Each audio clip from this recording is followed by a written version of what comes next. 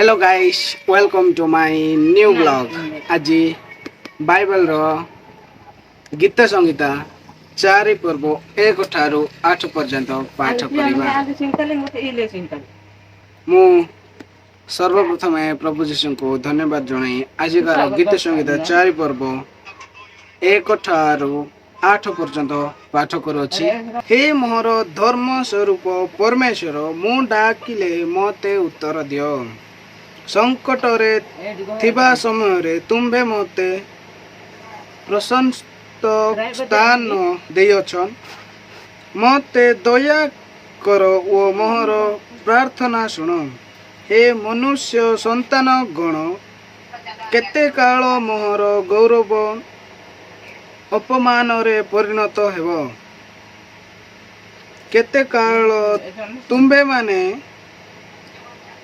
असारता को स्नेह करिब ओ मिथ्यार अन्वेषण करिब। मात्र सदा प्रभु आपना पाई सद्भक्त लोकंकु पृथक करी रखिअछंती, एहा ज्ञात हुओ। मु सदा प्रभु को डाकिले से सुनिबे। भीत हुओ ओ पाप कर नाही। तुम्बे माने शज्या उपरे मने मने कथा कही नीरव हुओ।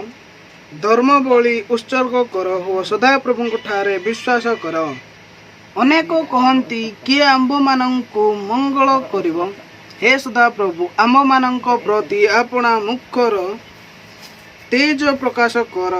तुम्भे मो अंतकरण रे आनंद हेयछ, ताहा से मानंक हस्य ओ द्राक्षारस वृद्धि कालर आनंद अपेक्षा अधिक।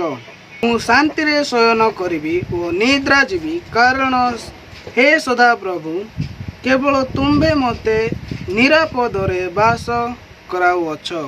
ए छोट वाक्य पढ़िथिबारु प्रभु आम मानकु समस्त को आशीर्वाद करंतु। आमेन।